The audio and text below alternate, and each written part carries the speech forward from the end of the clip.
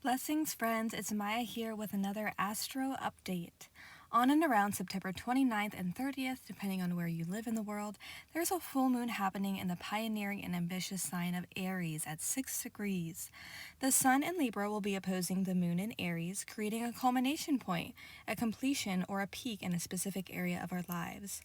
Cardinal signs of Aries, Libra, Cancer, and Capricorn will most likely feel the effects of this full moon the most. With the Sun and the Moon opposing each other on the Aries-Libra axis, we may be asking ourselves where we have been overextending ourselves. The ruler of this full moon is Mars, the planet of action and warrior-like energy. Driven Mars is in the peaceful sign of Libra, where it feels a bit uncomfortable and exiled.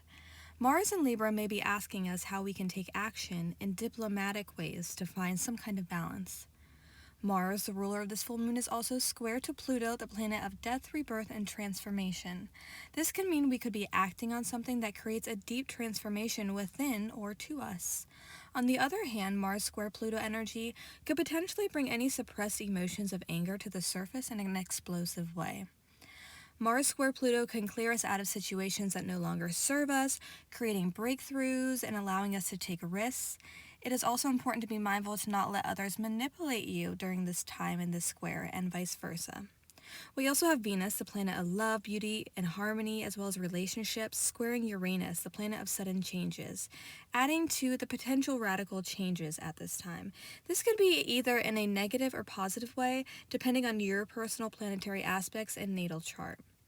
Venus square Uranus can be a bit stressful, showing that breakthroughs want to happen. Just be mindful to not be overly impulsive or impatient, as this Aries full moon energy can have a tendency to do so for some. As for others, they can be taking this pioneering energy and pushing forward with a transformation in their life. With a double Mars square and a Venus square during this full moon, there's themes of Martian energy versus Venusian energy. How can we find the balance between these two? Look to see what houses Aries and Libra fall in your natal chart to see what areas of life that may need balance at this time. Aries is asking us to push through and be pioneering in the house that the moon is illuminating for you. How can you follow your heart's desire and your passions? What needs ending and what is coming to fruition? For better understanding of this full moon cycle, we can also look back to this past April of 2023 when we had a new moon in Aries. What were you beginning during that time, and what's being completed now, 6 months later? Does that something need an ending, or is that something coming to a peak for you? Aries full moon questions to ask ourselves. In what areas of life are we being impatient, impulsive, and or jealous? What areas of our life need us to push through, be pioneering and action-oriented? Where do we need to take leadership and ownership in our life? How could we find the balance between our heads and our hearts? How can we take care of our physical bodies and vessels during this time? What breakthroughs are trying to occur in your life, and how can you use them to create positive transformation moving forward? How can we compete to be the best version of ourselves to propel us on a higher timeline? What have we been suppressing, and how can we bring peace and ease to this area of our life? For Aries rising, this full moon is happening in your first house. This could be a releasing, a letting go, or a culmination point associated with yourself, your identity, your outward appearance, new endeavors, as well as your physical body.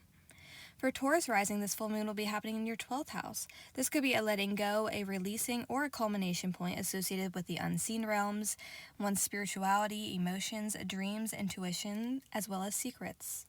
For Gemini rising, this full moon will be happening in your 11th house. This could be a letting go, a releasing, or a culmination point associated with large groups of people, friendships, networks, organizations, goals, and future hopes and wishes. For Cancer rising, this full moon will be happening in your 10th house. This could be a letting go, a releasing, or a culmination point associated with your career path, your legacy, leadership, achievement, and public reputation.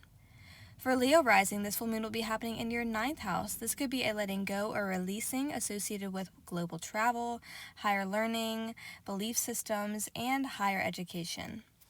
For Virgo rising, this full moon will be happening in your 8th house. This could be a letting go, a releasing, or a culmination point associated with shared resources, shared money, investments, inheritances, as well as sex and deep bonds. For Libra rising, this full moon will be happening in your 7th house. This could be a letting go, a releasing, or a culmination point associated with your personal relationships, your business relationships, marriage, contracts, and negotiations. For Scorpio rising, this full moon will be happening in your 6th house. This could be a letting go, a releasing, or a culmination point associated with your health and service to the world, employment, work, daily routine, exercise, diet, as well as pets and animals.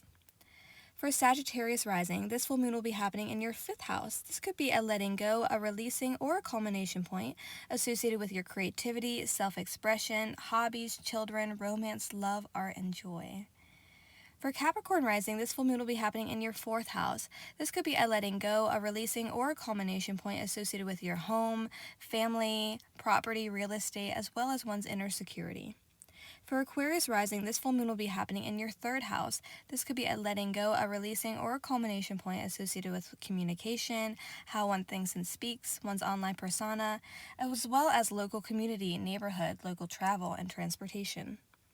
And last but not least, for Pisces rising, this full moon will be happening in your 2nd house. This could be a letting go, a releasing, or a culmination point associated with your income, how you make money, your physical and material possessions, as well as your self-worth and value system. Thank you so much for listening, and full moon blessings to you all.